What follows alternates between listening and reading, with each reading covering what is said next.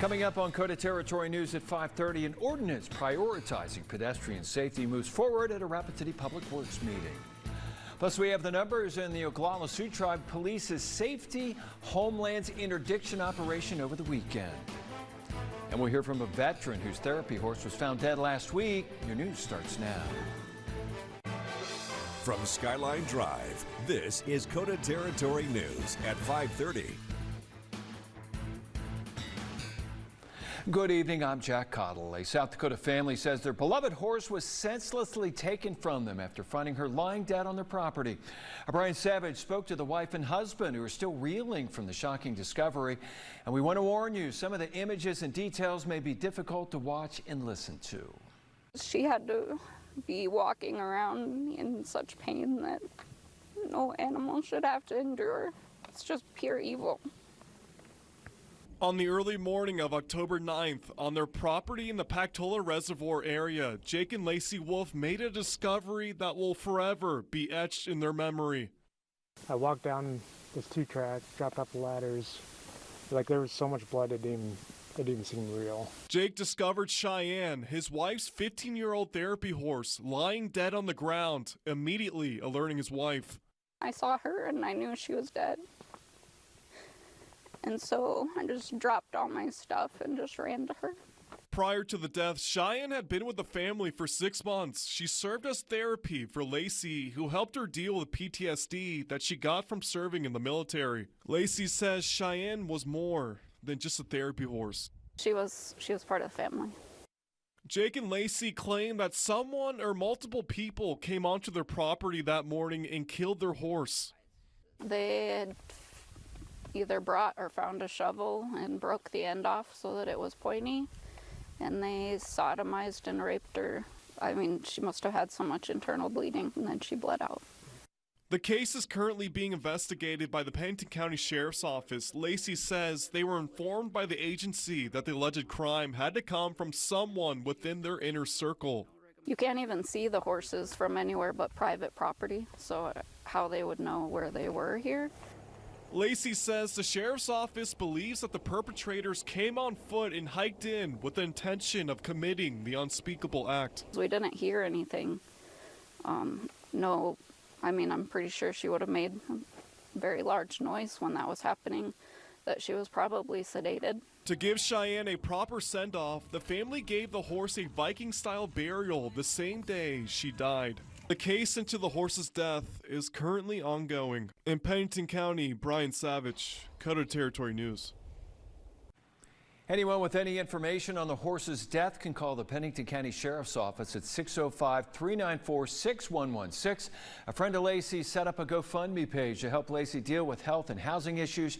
You can find the link on our website at kotatv.com. Well, we had some sunshine today, but Chief Meteorologist David Stradling is tracking changes. He is here with the latest. Pretty nice mild day out there today. Yeah, not too bad for us. We're still getting a little sunshine in downtown Rapid City, but that'll be going away, Jack. We have low clouds, fog, some drizzle likely returning across much of KOTA Territory later tonight and into the day tomorrow. We look at our Golden West weather camera at the Gunnarsson Palmer Law Firm along Main Street Square there. Looking to the west, it's looking like a beautiful evening. Winds are mainly out of the east, strongest across western South Dakota, anywhere from 10 to 20 miles per hour, but those winds will be weakening. We've had low clouds today from northwest South Dakota out towards Phillip and into Sheridan. That's where temperatures have been in the 40s for many, but we're still looking at some 60s on the map. Low clouds out to the east will continue to push our way as we go throughout the night. We're also tracking a chance for some showers. So fog, drizzle, high temperatures only in the 50s tomorrow. Storms are likely late. I'll have details on all of that for you coming up later on in the newscast. Thank you, David. The Pennington County Sheriff's Office is sharing how critical its partnerships are during search and rescue missions on the heels of a successful operation.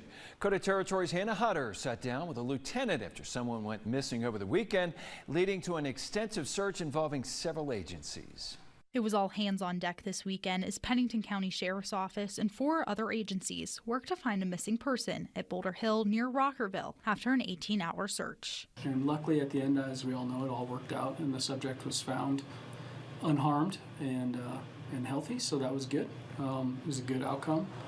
We have a lot of different outcomes, throughout the year. You guys will probably see a lot of that. Kenrick says manpower can be an issue when it comes to search scenarios, so the sheriff's office relies heavily on other organizations like the Pennington County Search and Rescue Team. That is a group of volunteers that is attached to the sheriff's office, and they are experts in helping us in these situations, finding lost hikers, finding lost hunters, finding lost people.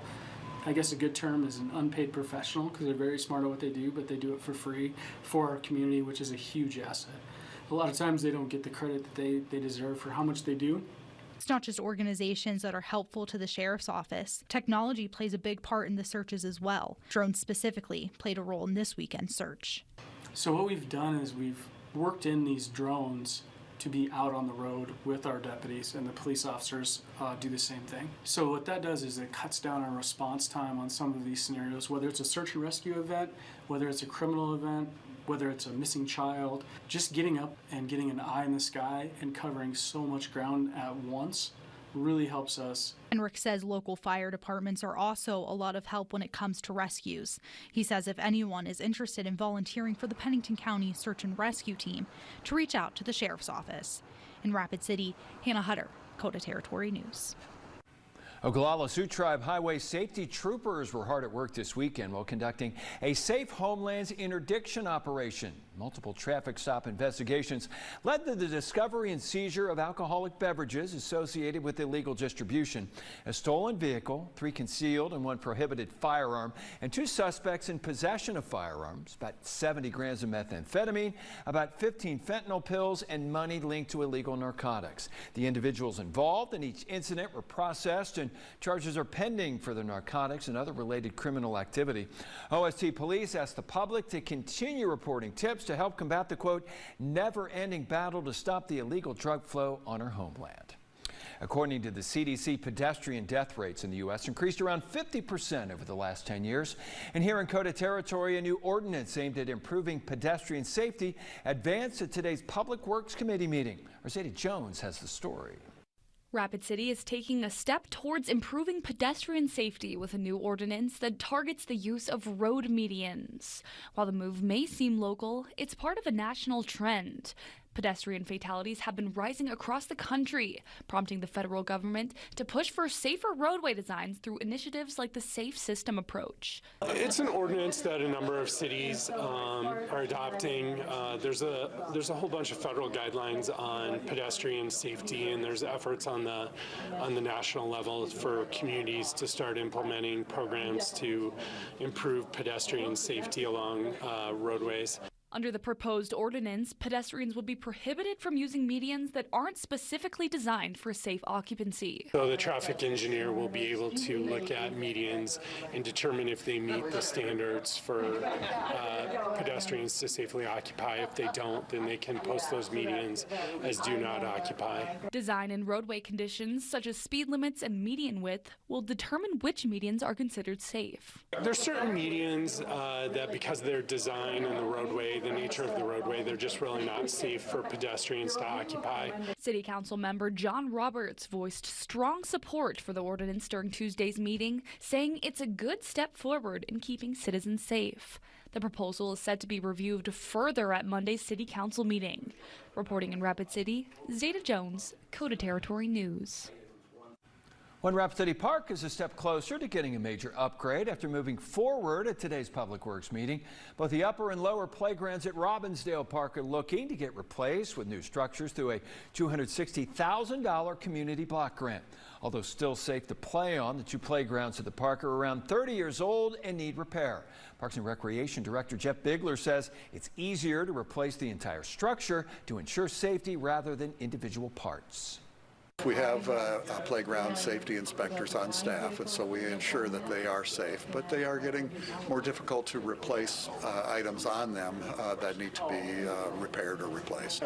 So using these funds, we hope to replace both of those. They are aging and they're in need of replacement. Bigler says if City Council approves the funds, the replacement would happen this coming summer, and he says the new playgrounds will be, quote, bigger and better. Looks like KOTA territory could be seeing storms in the near future. We'll tell you more on your accurate First Alert forecast coming up later. But first, a local cannabis executive details his campaign platform as he seeks a seat in the State House of Representatives. That story's next. A local cannabis executive has thrown his hat into the ring to represent District 35 in the South Dakota House of Representatives.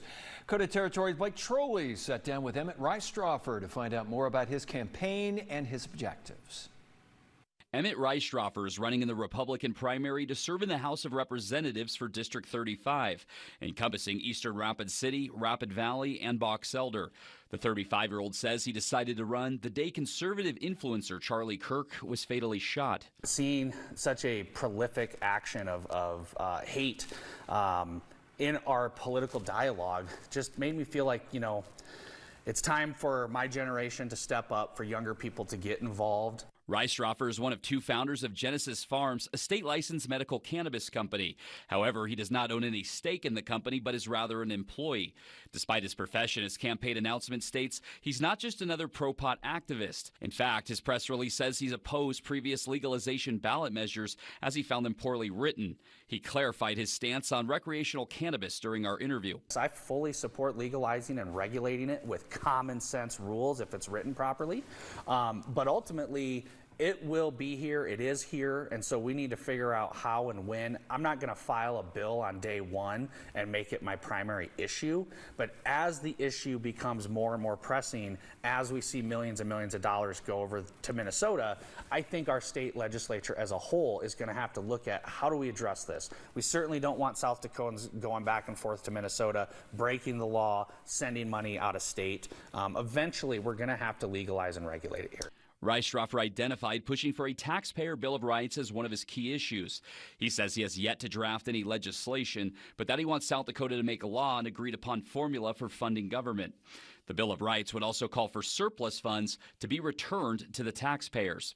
When we collect more tax revenue than what is needed, that tax revenue doesn't just go into an account. Politicians' eyes get all big and they get all excited. What can we spend your money on? Reistroffer did note in the interview that property tax relief could be a way to return those excess funds. Our full interview with the Republican candidate will air online Monday. I'll send it back. Meteorologist David Stradling is tracking fog, drizzle, and the potential for a few storms. The details are in your accurate First Alert forecast next. Now, the First Alert forecast with Chief Meteorologist David Stradling.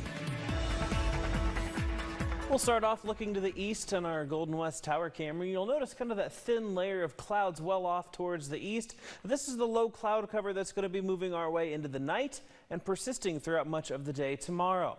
First Alert Doppler radar early on in the images, you could see the cloud cover from Buffalo down towards Faith. We'll play it for you again, even into Phillip. Now, when the sun goes down, you kind of lose that visibility, so it's hard to pick up on our radar, but it is going to be pushing a little farther towards the west as we go overnight tonight. We're also tracking a few areas of showers and thunderstorms off towards the west that'll be moving our way over the next couple of days. Our temperature is currently cooler where that cloud cover is on the South Dakota plains.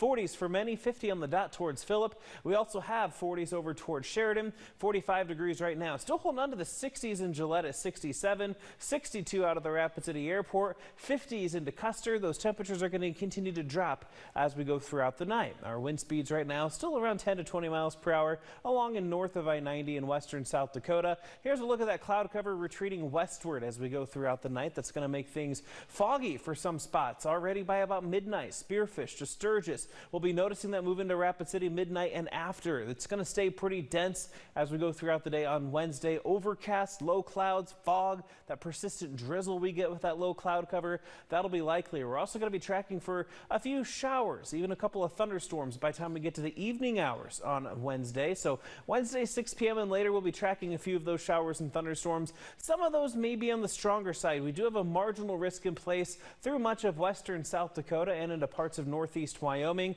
Now the chances, in my opinion, are low. We're going to be overcast all day, and it's going to be hard for the environment to really get things going with that cloud cover in place. However, these storms do form outside of KOTA territory, so we'll see how they carry into our region and keep you updated as needed. Showers, a few storms continue into Thursday morning. We'll continue to notice off and on showers throughout the day on Thursday. A lot of cloud cover persisting for many spots. By the time we get to Friday morning, there may be a few lingering showers into northwest South Dakota, but skies should be clearing up for us as we go throughout the day. So in terms of moisture, likely a 1/10 of an inch or less off towards Pierre into the Badlands and out towards Pine Ridge. But as you get towards Hot Springs and Black Hills, northwest South Dakota, we're looking at probably about a 1/4 of an inch to a 1/2 of an inch, and then you'll see over towards Sheridan and off towards southeastern Montana, we could possibly get a 1/2 of an inch or more of moisture. So some spots will win with this system, but we'll be keeping an eye on some more moisture over the next few weeks. Right now, though, we're tracking clouds, fog, drizzle,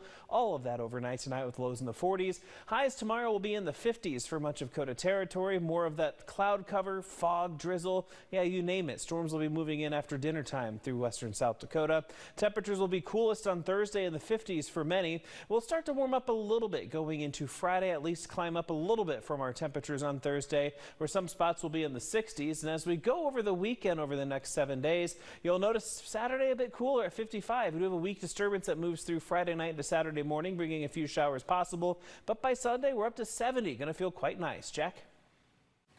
Well, coming up, local Cowboys and Cowgirls deliver in a big way in the Badlands Circuit Finals. Plus, the Douglas football team gears up for a big game Friday night. Vic Quick has all the details next in KOTA Sports. And now, KOTA Territory Sports, sponsored by your local Ford stores. Happy dinner time, everybody. The Rush opens the new season with a pair of games in Kansas City on Friday and Saturday night. Rapid City bolstered the lineup today by acquiring forward Seth Fighton from Savannah for future considerations. Fighton played 6 games with the Ghost Pirates at the end of last season, scoring his first professional goal. The Douglas football team came up on the short end last week, falling to a tough Spearfish squad, 56-6. The Patriots return to the field Friday night when they play at Brookings. Douglas has a new head coach this season as George Johnson at the helm of the program. That might be a familiar name to local high school football fans, as Johnson played as Stevens and was the Raiders quarterback. Now, the Patriots are still in search of their first win of the season, but Coach Johnson has a strong core group of players to lead the team. Really, the running back, Peyton Sandel, he's a returner. Carson Hicks is a returner for us. Cale Allen, a junior, he's a returner for us.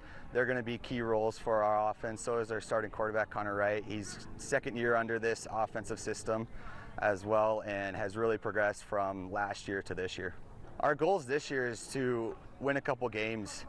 I mean, that's going to be great for the community, the schools, and this senior class. This senior class has been great since last year. They've taken that leadership role, and that's why I want them to come out winning some games. Rapid City's Shane O'Connell accomplished another big feat in the world of rodeo last weekend. O'Connell won the Badlands Circuit Finals Bareback Championship with a total of 251 on 3 rides. This marks the 10th time the veteran cowboy has qualified for the Badlands Circuit Finals. Spearfish's Taylor Ingesser won the Breakaway Finals title with a time of 6.4 seconds on 3 head. Ulrich's Lisa Lockhart claimed the year-end Breakaway Roping Championship. Custer's Justin Woodward won the Bull Riding Circuit Finals, racking up 256.5 points on 3 head. It's going to be a busy night of high school volleyball in KOTA territory. Let's take a look at a couple of the big matches. Pine Ridge is at home this evening to take on Little Wound. The Thorpes have played well this season, racking up a 12-7 record. The Lakota Tech volleyball team is on the road tonight to play Crow Creek. It's also semifinals night in the world of South Dakota high school soccer. Stevens girls at home to take on Sioux Falls O'Gorman. That game starts up in just a few minutes over at Sioux Park, and I'll have the highlights for you back here tonight at 9 and 10 o'clock. That's going to do it for sports. We'll be right back. All right, David, I think it's safe to call the forecast dreary coming up. Yeah, over the next couple of days, that's exactly what we're expecting. Overnight tonight, we're going to have those low clouds, foggy, drizzly conditions, so not much of variation in temperatures, mid-40s likely. As we go over the next 7 days, we'll warm up to the 70-degree mark by the time we get to Sunday after these dreary days are behind us. So something to look forward to. Yes. All right, that'll do it for us. Thanks for watching. Hope to see you tonight at 10. Thanks for watching KOTA Territory News, your local news and weather authority.